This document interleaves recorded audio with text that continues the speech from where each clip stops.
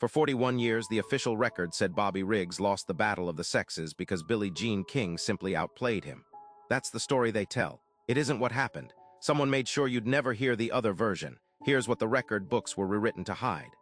September 20th, 1973. Houston Astrodome.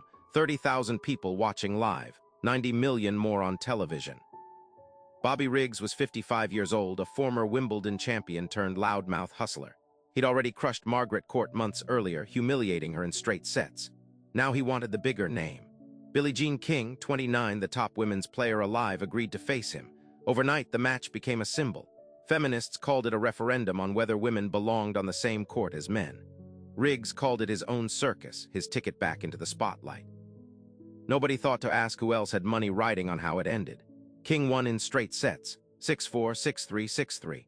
The country celebrated it as proof women could compete, proof the chauvinist had been humbled on his own turf. That's the version that made it into the highlight reels, the documentaries, the textbooks. But for decades, people close to Riggs noticed something odd. He barely fought. A man famous for grinding out 5-hour matches, for hustling retirees out of their pension checks on public courts, folded in under 2 hours. He double-faulted at moments he never used to. He looked exhausted before the match even started. Friends later said he'd been drinking heavily the night before, something he never did before a payday. Riggs himself joked for years that he simply choked. Everyone assumed that was Riggs being Riggs, a showman playing the loser for sympathy. Nobody considered the joke might have been a confession. The obvious explanation was pressure. A 55-year-old man against a woman in her prime, the whole world watching, nerves finally catching up to him. That explanation held for 4 decades. It's clean, it's simple, and it lets everyone keep the story they already loved. But it doesn't explain why Riggs owed money to men who didn't accept losses gracefully.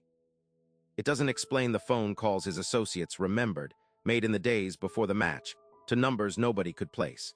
It doesn't explain why a man who bet on himself his entire life suddenly stopped betting on this one. In 2013, a retired golf pro named Hal Shaw came forward. He said that in the winter of 1973, he overheard a conversation in a Florida clubhouse involving Riggs and men connected to organized crime.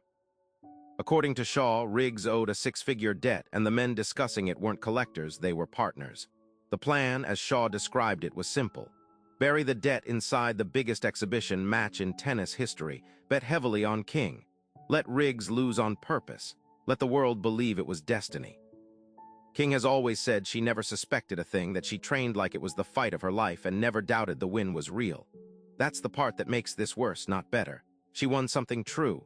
What was staged around her may not have been. The men behind it didn't need Riggs to lose on skill. They needed a result they could bet on in advance, wrapped inside a story the public would never think to question, because the public already wanted it to be true.